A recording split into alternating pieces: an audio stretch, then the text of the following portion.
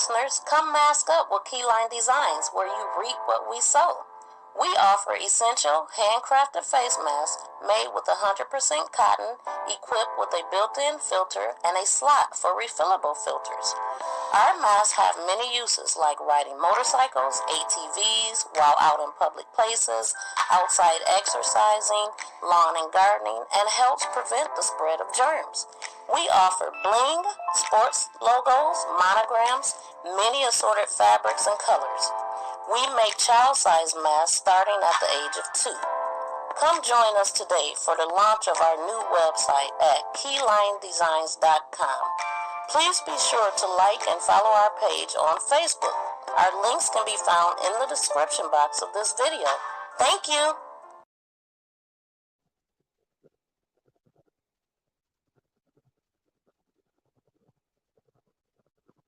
Hello everyone, welcome to my channel. Thank you for tuning in. My voice is a little scratchy. It's always scratchy, but it's extra scratchy right now. I was cruising the internet and I ran across a couple updates I wanted to share. So apparently Kyle Rittenhouse was supposed to appear in court today, but I don't know if he did. So I wanted to talk about that. Tonight on Court TV Live, accused Kenosha protest shooter Kyle Rittenhouse is in court today. How will today's hearing affect the case moving forward? And our teams are on the ground in Knoxville, Tennessee, to do the latest in the murder trial of Joel Guy Jr., bringing up the speed on everything you need to know ahead of Monday's live trial. Court TV Live, tonight at 8/7 Central, only on Court TV. So I don't know if he actually appeared in court or not, because I know his first court date he didn't show up to, and they end up postponing it, I guess, until today. But I also ran across, and I'm on Court TV. They posted a day ago about the Parkland shooter Nikolas Cruz, who's accused of killing 17 people and wounding 17 more at Marjorie Stoneman Douglas High School. Let's see what the update is on him. It was just a normal day at school that suddenly turned to a nightmare for the city of Parkland, Florida. The massacre marked the deadliest high school shooting in U.S. history. Surveillance video and witness identification led to the arrest of then 19-year-old Nikolas Cruz. He was in my class in 7th grade, and I knew he wasn't okay when he punched the window in and said, "I'm going to cause karma one day," because he got in trouble with the teacher. Cruz was a former student at the school. He'd been expelled the year before, in February 2017, for disciplinary reasons. But records indicate he was a troubled person long before the massacre. He was a huge threat to the school because of his behavior. When he was suspended, they found shells and bullets in his backpack. Just 40 days earlier, a woman who knew Cruz told the FBI he was collecting guns and ammunition and feared he was, quote, going to slip into a school and start shooting the place up. What's more, investigative reports point to years of a disturbing digital trail. Cruz reportedly researched mass shootings and posted threatening messages all over the internet. This one says, "I'm going to be a professional school shooter." In fact, it would be those very phone records as well as school surveillance video that would help authorities piece together what they say happened. A little after 2 p.m., Cruz took an Uber from his home to the school about 3 miles away. Hey, Security Joy. video shows a male How you wearing black doing? jeans, maroon shirt, vest, and hat, carrying a large black bag, enter Building 12. In the first floor stairwell, he takes out an AR-15 rifle. Just then, a student walks in, sees the gun, and hurries out. At 2:21 p.m., school video shows the active shooter terrorizing all 3 floors of the freshman building, taking the lives of 14 teenagers and 3 adults. Alerted by a fire alarm and what sounded like gunshots, the school resource officer, the only other person armed with a weapon on campus, makes his way towards the building. but does not go in. We started hearing more and more shots, and then everyone started running.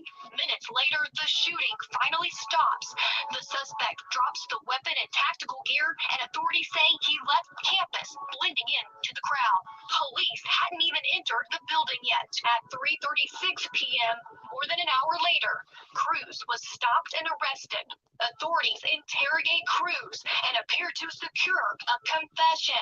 He is charged with 17 counts of first-degree premeditated murder and 17 counts of attempted murder. During hours-long questioning, Cruz informs the detective he hears voices in his head that tell him to Burn, kill, destroy. Cruz now faces the death penalty at trial. I understand fully what you're saying. Okay, are you having any trouble concentrating? No. His lawyers say Cruz is prepared to plead guilty in return for a life sentence, an offer the prosecutors have rejected. Joining us now is the father of one of the victims of the Parkland shooting, Tony Montaldo.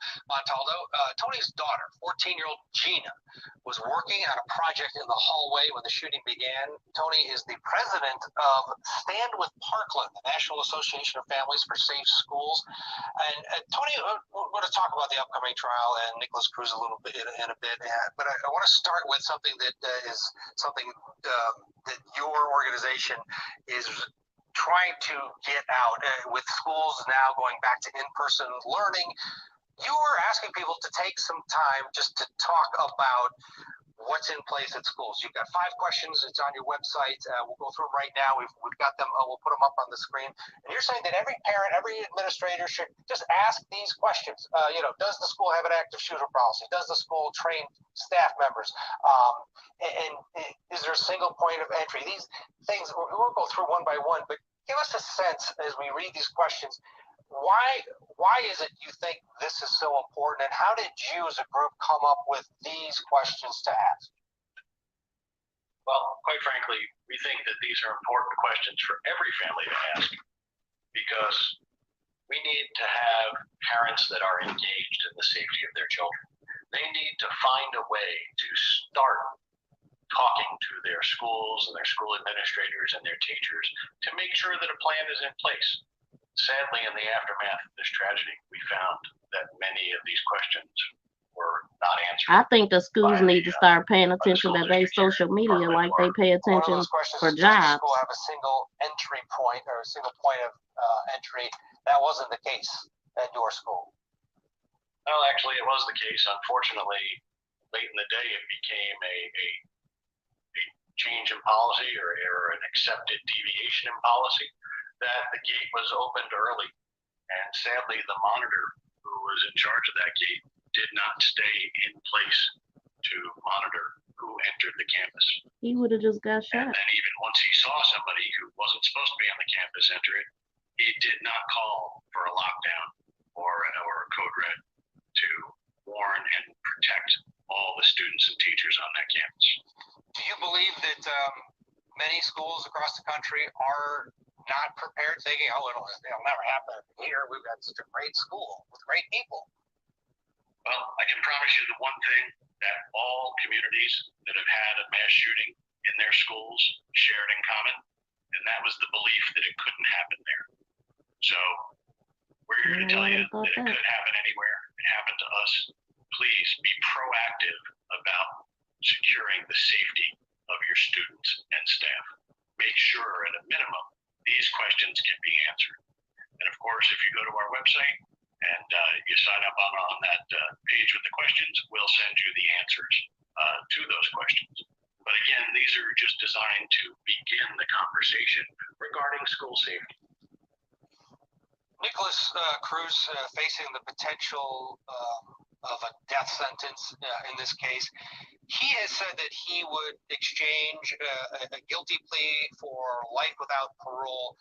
To what extent were parents, family members brought in with the DA in terms of your voice? Did you have a voice in this early on? What's been the communication between you and prosecutors? Well, I'd have to say that the communication has been excellent. We've had offers to maintain a constant stream of communication. Many of the families have contacted the office of Mike Satz, the state attorney, and we feel that they've done the best they can to keep us in the loop in this trying process. And you say trying, this is a long process. COVID-19 is not going to help that process. There's no trial date. Yes. How excruciating is it for you and the others to just have this drag on and on, knowing that coming at some point is the trial, which is going to bring back basically everything? Well, sadly for our families, every day is the same. Every day starts the same, and it ends with the same result. Our loved ones were murdered at that school. I miss my Gina very much, and I know that all the other families miss their loved ones that were taken unfairly that day. It is a very slow process. Sadly, we were supposed to be underway in January, and in December, the defense was granted a continuance. And now we have COVID, and we understand that nobody planned on a pandemic, and that the courts must find a way to work around it, or wait until it's safe to get the jurors back in the court. But I can tell you that being a victim is it's a very difficult road. It's very painful waiting for this trial, and the trial won't be the end of it for our families, of course, because again, our loved ones are gone forever, regardless of what happens to the suspect. Let's not talk anymore about the suspect. Let's finish with you talking about your daughter. Who was Gina? Now, Gina was a wonderful young lady. She volunteered with a local group to help kids of differing abilities. She was involved in her church group. She loved her books. She loved to draw, and was a pretty talented artist. And she loved her little brother. She was also involved with the color guard, and luckily the Eagle Regiment, which is the band and the color guard together, had won the state championship in November of 2017. So she got to be a champion, and one of the other students, Alex Schachter, was in the band. So they got to share that, and ultimately her mother and I and her brother, we just miss her every day. She was a fantastic kid. Tony, thank you for joining us again. The website is standwithparkland.org. That's so sad. Near Milwaukee. So sad, but that's a good way to turn a tragedy around, is to help other people that's going through the same things. I don't know. How do you guys feel about him getting the death penalty? You think he should get it, or should he get life in prison? It was only 2 years ago. I mean, so much has happened since then, but 17 kids were killed. And the guy talking, his daughter was only 14. Really sad. I'm going to go to in Knoxville, Tennessee, where a jury was selected to... This right here is a horrific case. This guy's name is Joe Guy Jr., and he's accused of killing his parents, Joe Guy Sr. and Lisa Guy, in their Knox County home in 2016. This was just posted 2 days ago. So the couple's dismembered, it says couple dismembered murder trial. He's accused of killing and dismembering his parents because they threatened to cut him off financially. Now, I don't know how old this man is, but he looked every bit of 50 plus. He should have been cut off. And that's sad because they did everything for him. I mean, they were his parents, but they did everything for him all his life, and that's how he repaid them. They even said something about the mother's head was in a pot, a boiling pot, and body parts were everywhere. So I'm going to play this that was posted 2 days ago. It's a newer one from a day ago, too. I'm going to play.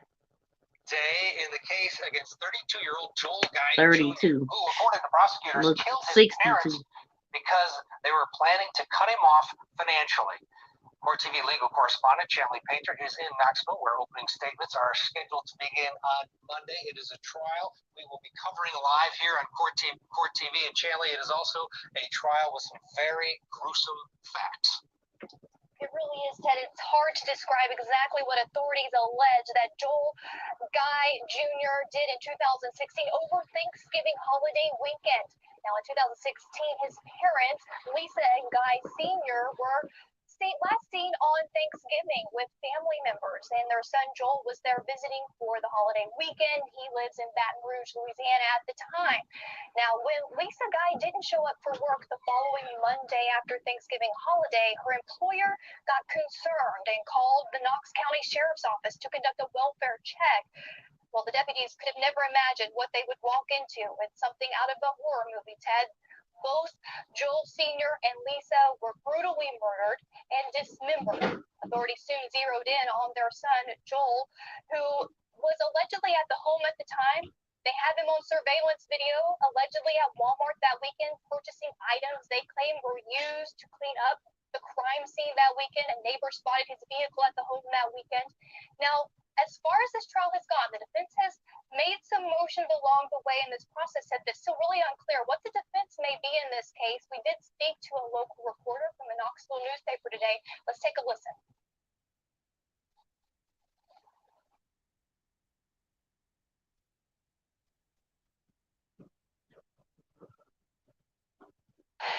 My assumption was that Joel Guy Jr.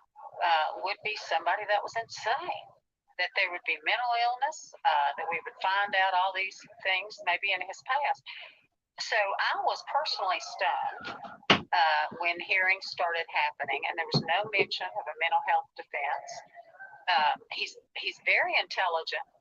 And honestly, the state's motive in this case is that he was a perpetual college goer, and his parents were footing all the bills, and they were going to put a stop to that. And the state alleges that's what spurred this double homicide.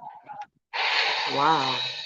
Joel Guy Jr. has apparently been active in his defense, though, Ted. He's filed several handwritten motions, most recently a motion to represent himself, also wanting to override the prosecution and have a judge consider the death penalty if he is convicted in this trial. All those motions so far, though, I don't think there's no hope for him to kill his parents. So we're moving ahead. Let's bring everybody in. Court TV anchors Julie Grant, Michael Ayala, and Court TV special contributor Ashley Manfield. You don't care about nobody. You kill your Julie, I parents. want to bring you into this former prosecutor. Nobody. The crime scene is about as horrific as Chanley said, like a horror movie. You have body parts in pieces of Tupperware around the house. You have mom's head apparently boiling in a pot on the stove. What the How do you hell? handle that with a jury, with crime scene photos, and how does it affect a trial when it is so absolutely gruesome? That's a great question, Ted. For the prosecution, facts as heinous as they are can be very favorable, especially when you have an unsympathetic defendant. So in terms of securing a conviction for the person that the state believes is absolutely responsible for the crime, when you have those facts, you treat them as sensitively as you can. You stand up there and you never stop being a human being, right?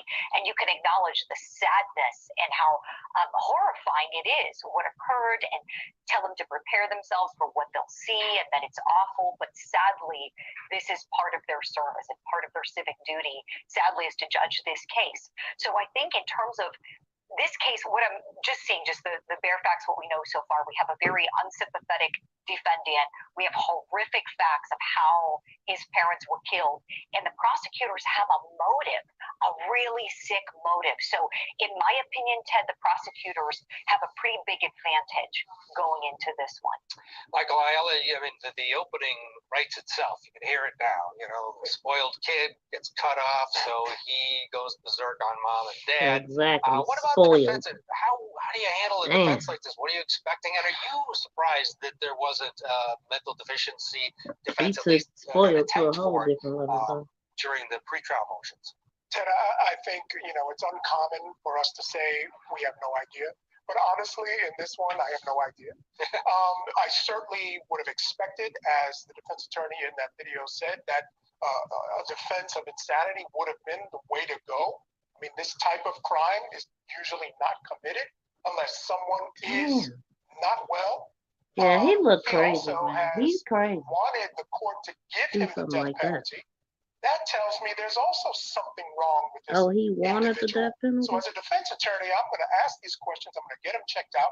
And One hopefully side come of up his with a face is diagnosis real that I can big, use in too. court to say, hey, please listen to what I have to say about this guy. Yeah, He he's is not right crazy, in the head. man. But other than that, I'm not even sure where he's going to go with this case. Actually, you look at him and you don't want to judge a book by its cover, but I mean, if they were casting this part, he might get it. Exactly. He looked crazy as hell. It's going to be a tough road, don't you think, for the defense, given the facts of this case? Yes, but I want to just jump in on what Michael just said, because this is one area of the law I'm just fascinated by, insanity defenses. I agree. He is crazy. There is no one who will chop his mother's head off and put it in a pot on the stove and dismember his father, who isn't extraordinarily sick. Yeah. But our law doesn't say that guarantees you an insanity defense. You have to know right from wrong. And it sounds to me like maybe the dismembering and those vats of acid were an attempt to hide the evidence of what he knew was wrong. And usually that's what hoodwinks you on an insanity defense. So I am assuming that that might be the reason that there isn't an insanity defense. But looking at him, I would think a jury would be swayed. And they would also be swayed by just the facts in the case. Then there's that other issue that Michael just brought up that's so critical. He wants to die. He's asking to represent himself only with regard to the death penalty. He wants the judge to impose the death penalty on him if the jury finds him guilty, even though the prosecutors aren't asking for the death penalty, and even though he maintains Don't give him what he wants. The key here is he said, I don't want to sit around in prison for 51 years, which is that request from the prosecutors. And that rings just like another guy named Timothy McVeigh, who also wasn't crazy. He was just really evil. He also accelerated his death penalty by waiving his appeals and was dead within 4 years of his conviction. So I put them a bit in the same boat. You just don't want to sit around for a quarter or for a half century. He should have just did that first. I get it. Killing his I parents. don't either. But that's what's going to happen. Billy, I'm sorry. Jamie Painter, where are we? Jury was selected today, and it's full steam ahead, I guess, even with COVID-19 for Monday morning. It is late this afternoon. A jury was selected, 12 with 4 alternates. Of the 12, there are 5 men, 7 women. Now, jury selection was quite different today, Ted. It was a closed courtroom due to strict COVID-19 precautions in there. So the media, we were in a different designated spot in the courthouse with a video feed where we could see and listen to jury selection today. They went through 2 full panels, made their strikes, and reached their goal of selection of a jury. Now, the jury was told to not watch any media, strict admonitions from the judge over the weekend, because they will return Monday, be sworn in, and that's when we will have opening statements in this case. The big themes today for jury selection were the concerns of a lot of potential jurors over the COVID-19, what precautions the court would take, people who maybe would be uncomfortable coming to court. Inside the courtroom, they will have the jury box and some of the gallery taken up with jurors so that they can have social distancing. Of course, masks are required as well. In fact, we spoke with the criminal court clerk today about some of these precautions they're taking. Let's listen. Probably the biggest issue we've had is the public has called when they've gotten their jury summons, and they've said, well, we don't know that we want to come down there because of the COVID. And so we've assured them that we've taken these precautions. And so most of the people have come. Like today, we issued 27 this morning. We had 25 show up. We had 26, I think, this afternoon. And so people are coming once they see what we've done. They feel more comfortable. But if someone has said, I don't feel comfortable, I have any of these, perhaps they're older or they have some underlying health conditions, the judge has been very gracious to excuse them and not force them to come in. Now, it's important to note that this trial is continuing over objections from the defense because of COVID-19. They were alleging that there were some constitutional and due process violations and some of these restrictions with the jury, with the mask, and other means that they were concerned about. Of course, the judge says, look, we have to adapt. Everyone else is adapting. He quickly overruled those objections, and trial starts on Monday. Julie, this is one of the first trials we've seen, full-on jury trials in the same room with COVID-19. Do you think that? Well, what's your take on They that? don't Do even you think need a this is the right trial. move for Tennessee, for Knoxville? And do you think that this could end up, maybe not going the whole 4 or 5 days, which is expected? Sure, that's another great question. And Ted, as we all know, we're in uncharted waters here. And with this case, it's so tricky. And yes, I was a prosecutor, but I like to think very fair-minded, and I try. Okay, so that was posted 2 days ago. I'm going to play the one that was posted a day ago. Some background. Police responded to a welfare check at Joel and Lisa Guy's home the Monday after Thanksgiving 2016 and made a horrific discovery. Butchered body parts in multiple locations, according to court documents, some simmering, some soaking in corrosive chemicals. Simmering, oh my God. Evident what happened to these folks. It's evident that they were stabbed multiple times. It's evident that their bodies were, cut up. Oh, but that evidence is not damning against any one person, right? They have to show who did it. Prosecutors in Knoxville, Tennessee say that person is the couple's own son, Joel Guy Jr. The 32-year-old faces 7 counts, including first-degree murder and abuse of a corpse. Prosecutors allege Guy was visiting from Louisiana when he killed his parents. The state's motive in this case is that he was a perpetual college goer, and his parents were footing all the bills, and they were going to put a stop to that. Knoxville News Sentinel reporter Jamie Satterfield has covered the case from the beginning. My assumption was a monster. That Joel Guy Jr. Would be somebody that was insane, that there would be mental illness, but I have not heard anything about any kind of mental health issues, any kind of diagnoses or anything like that you would expect in a case of this level of violence against your own parents. And in fact, Joel Guy's mother's head was found in a pot on the stove. In addition to the body parts, investigators said they found containers of chemicals in the house and receipts for the purchase of those chemicals. Authorities said they traced one of those receipts to a Knoxville Walmart, where Guy was allegedly caught on camera 2 days before the bodies were found. Some of the best evidence that the state has came from the bedroom where Joel Guy Jr. was staying during this Thanksgiving weekend in 2016. They got a laptop, and it has some history on it where he was searching for chemicals that could dissolve bones. That's very incriminating. Guy was arrested the day after the bodies were found in Baton Rouge, Louisiana, where he lived, and brought him back to Tennessee to stand trial. Guy tried unsuccessfully to suppress evidence seized from his parents' home, but did convince a judge to bar evidence seized from his home in Louisiana. The defendant tried, but failed to delay the trial based on concerns that COVID-19 restrictions would violate his constitutional rights. But a court official says measures are in place to address coronavirus concerns. The biggest issue we've had is the public has called when they've gotten their jury summons, and they've said, well, we don't know that we want to come down there because of the COVID. And so we've assured them that we've taken these precautions, and so most of the people have come.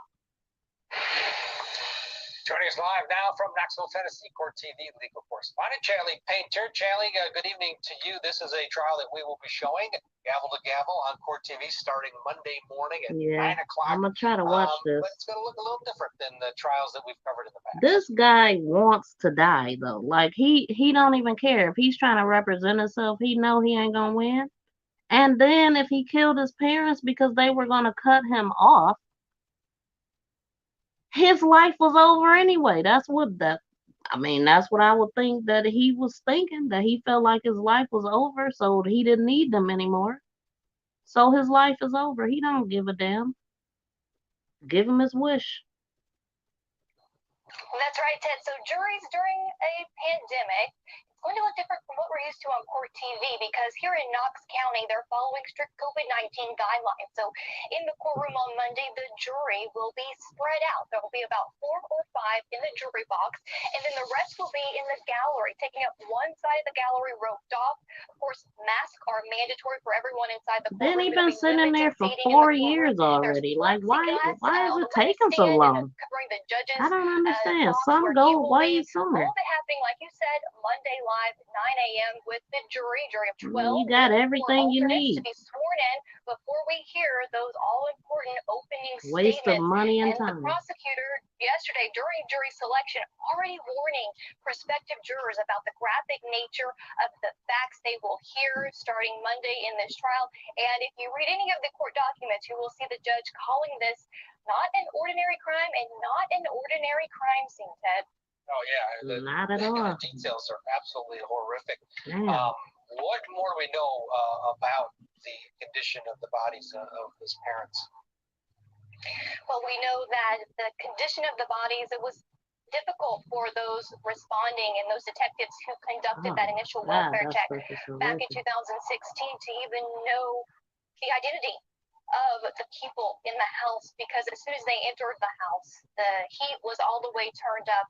There was a head boiling on the stove and a pot. There was blood everywhere. As they made their way up to the second floor, they could hear a dog barking, but they entered one of the bedrooms. They found severed body parts. They found other body parts in the bathroom in containers dissolving in some sort of acid. It was a very gory, gruesome scene, and something I'm sure they did not expect to walk into. We also know that they did finally identify the victims through neighbors who lived there, of course, the autopsies. And we know that Joel Sr., he was a designer, an engineering designer. He was 61 years old. Lisa, his wife, was 55 years old. She was an HR administrator. And they've been married for 33 years, Ted. This was a couple who was well known in the community. In fact, in their obituary, they were true soulmates, adored their grandchildren. They had a love for life and travel. They loved laughter, and that they would be missed. I mean, this gruesome death, of course, shocked the community. We spoke to the local reporter, Jamie Satterfield, and she talked about how much an impression this left. Let's listen. The public reaction to this case was strong. One of the reasons is that the guys, Lisa and Joel Sr., were well respected in this community. They were good people. Lisa Guy worked at Jacobs Engineering, which is a fairly major company around these parts. And so when Lisa didn't show up for work, people started panicking at that point. And then, of course, very soon after, law enforcement learned what had happened to them. So people that knew the guys were shocked and upset. And then as news started to leak out about the condition of the bodies and the fact that the suspect was their son, that drew a lot of attention around here. So this has been a case that people have read a lot about. They've paid attention to it, and people are asking me about this trial, so I know people are really interested in watching this trial. At the time of their murder, the couple was actually in the process of moving out of their home. It was a very nice home. They just sold it. In fact, we're expecting to hear from the coworker who called in Lisa Guy as a missing person that day from work to testify about the fact that that was Lisa's last week on the job there at the office, and that there was a special luncheon in her honor that day. So that's what drew so much concern about her whereabouts, why she didn't show up for work. We're also expecting to hear from another coworker who will tell the jury about Lisa Guy, saying she was a doting mother, that she worked to support her son's education, Ted. Yeah, it sounds like the son was a habitual college goer, as Jamie Satterfield called him, someone who was not ready to take that next step. The idea that anybody could do this. She retired and told him she wasn't doing it no more. So horrific and conjures she was about to retire. Nightmares. What do we know about this defendant? Well, we know that he's 32 years old. He is a lifelong resident of Louisiana. He actually attended and graduated from a boarding school in Louisiana before he went on to attend George Washington University and LSU. He's a very intelligent man. His parents actually moved out of Louisiana in 2008 before they eventually made their way here to the Knoxville area. But we know that he has given an impression throughout this court process. This happened in 2016. And again, Jamie Satterfield has been following this case from the very beginning, watching him throughout this process. Let's listen to her impressions of Joel Gott Jr. This is a guy who's very intelligent. He's very engaged in his defense. When his attorneys won't file a motion he wants filed, he files it and essentially the judge let him make his own case on a motion a couple of days ago. So that's what's most unusual to me about this. Is it's hard for me to look at a young man. He's 30 in his 30s, but who's so intelligent and very aware of what's going on, but rather emotionless about what he's accused of. He don't give a damn. He dead already. Ted, but he actually was a non-matriculating graduate student, so he wasn't enrolled. He portrayed that he was a graduate student. That's what his parents were allegedly paying for. What? But he was not enrolled, according to court documents. And further interesting story about his lead defense attorney, Mark Stevens. So they was wasting their damn money. Retired from the public defender's office, but he was on this case before he retired for 3 years representing Joel Guy Jr. And so when he retired, he actually filed a motion with the judge asking to stay on the case pro bono. He said that this is something he's been working on, invested 3 years of his career in, and he had a good working relationship with Joel Guy Jr., who is a little eccentric, and he wanted to maintain that relationship for his defense. Yeah, the creep factor in this one is off the charts. Eccentric is a good He way to put it. definitely looked creepy. What do we know about the trial? How long is it going to expect it to be? How is this judge going to conduct business, hours, etc.? What are we expecting? Well, on Monday, live Court TV, 9 a.m. Eastern, we're going to have opening statements, and this trial is expected to last about a week. Ted, we have it should last 30 minutes. Potential witnesses for the prosecution. They'll start calling after opening statements Monday. Now, the kicker here is we don't quite know about the defense in this case. I've scoured through court files. Even in court documents, most recently, even within the last couple of weeks, the judge is even saying in court documents that there's no indication really of a defense theory as of yet. Only indication that the judge had in this court document was maybe some issues attacking the identity of the murderer and maybe raising some reasonable doubt. So I guess okay, so we've heard enough about Joe Guy to know that he crazy as hell. Yeah. Okay, who else did I put in the title? Angie died, I think. This was a case. This was posted a day ago, and this was a case where there was an innocent man freed after 20 years in prison. 18-year-old DNA freeze man points to another suspect. It took them 20 years to do that? Bring a sentence of 5 years in prison and $250,000. Okay, let's play. Something remarkable. She will ask the judge to free her daughter's convicted killer. He has given 20 years of his life, and I hope that you will help me find justice for Angie. Dodge is now convinced that Tab did not rape and kill Christopher Angie. Tapp. And for more than 7 years, she's helped in the fight to prove his innocence. I worked hard, Chris. Wow. To bring this day forward. The killer left semen at the crime scene. Testing proved it was not Tab's DNA. But that was not enough to clear him. Police theorized Angie could have been victimized by more than one attacker. So they grilled Tab for hours over several days until he finally confessed. The other guy started holding her down, but then cut her throat. that how I understood what you said? Yes, sir. There are 25 hours of interrogation recordings as part of the evidence against Tapp. Carol Dodge listened to all of it. They're disgusting. For 13 years, Dodge believed Tapp was her daughter's killer until more DNA evidence proved he was not. When the skin cells were tested and they tested her clothing, your DNA wasn't found. That discovery led Carol Dodge on a hunt for her daughter's rapist and killer. Investigators sought the help of this lab where the DNA evidence would help develop a composite of what the killer would look like. And I have seen that picture, and he doesn't look familiar. I don't know who he is. With no fresh leads and evidence pointing to another killer, the push was on to free Tapp. And in 2017, he agreed to a deal with Idaho prosecutors. Did you read the stipulation, every line before you signed it? Yes, Your Honor. The deal? The murder conviction would remain on his record with an agreed fixed term of 20 years or time served. The rape count would be dismissed and Tapp would give up all of his rights to an appeal.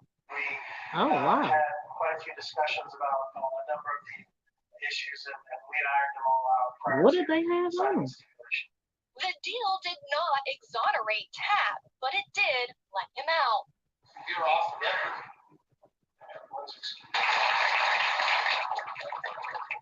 It was a joyous moment for Tapp and his family. The celebration was bittersweet for the Dodges. They helped free a man they believed was innocent, but Angie's killer was on the lam, and he would remain so until May 2019. Our big story, a major break in an infamous cold case murder, identified today as 53-year-old Brian Lee Dribbs. It was the break the Dodge family had waited 23 years That's for. awesome. His DNA matches the DNA sample left at the scene of the crime, and he has also confessed to the crime in an interview. Wow. Both rape and murder.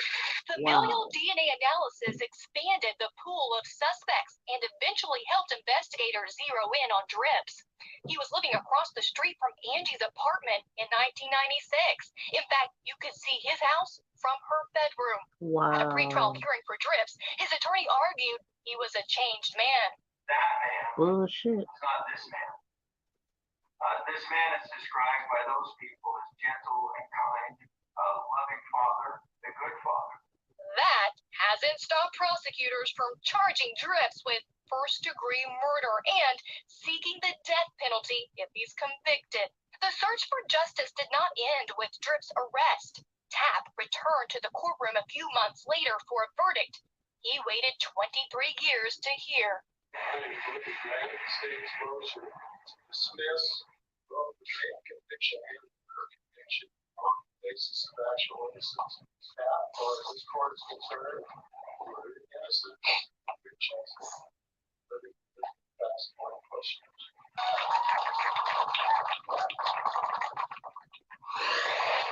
Just an amazing The story. original So guy sad was that, exonerated that happened.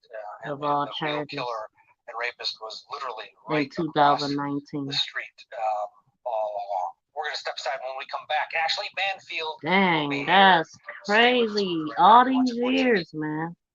So is hope. It gives hope to other families who's going through similar things. Well, I think I covered everything I had in the title.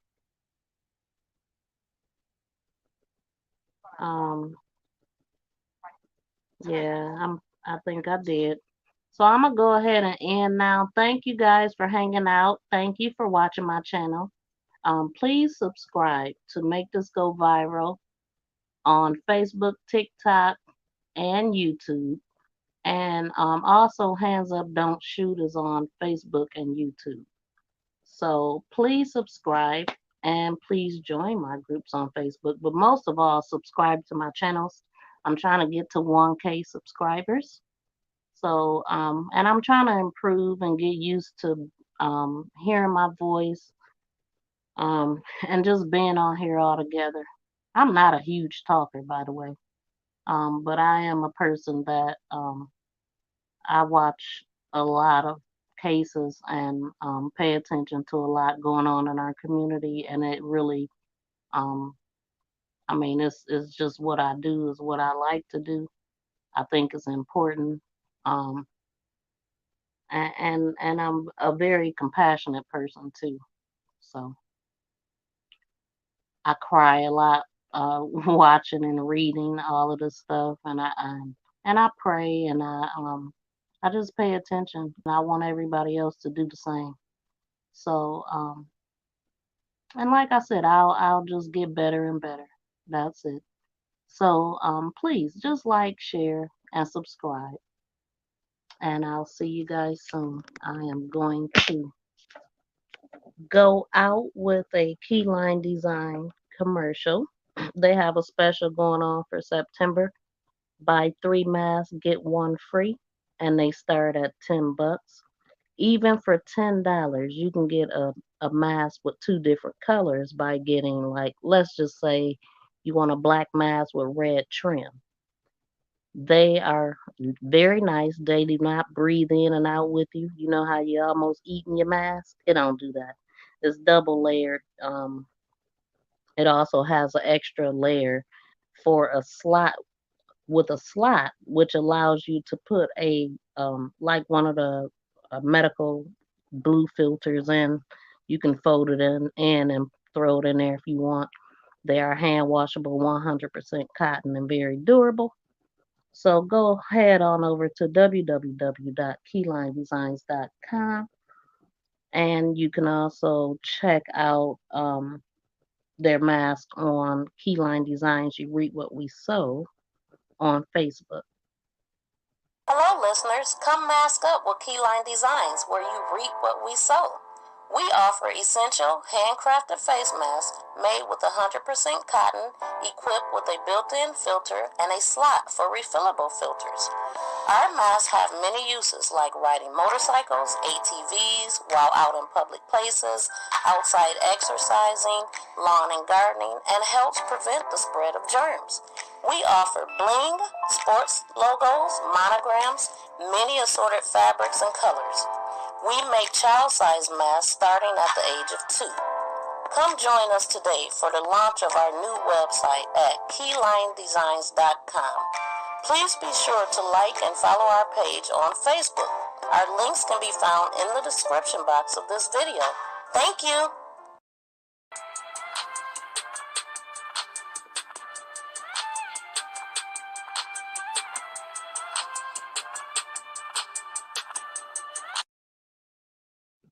All right, guys. Thank you again for hanging out. I'll see you soon. Bye bye.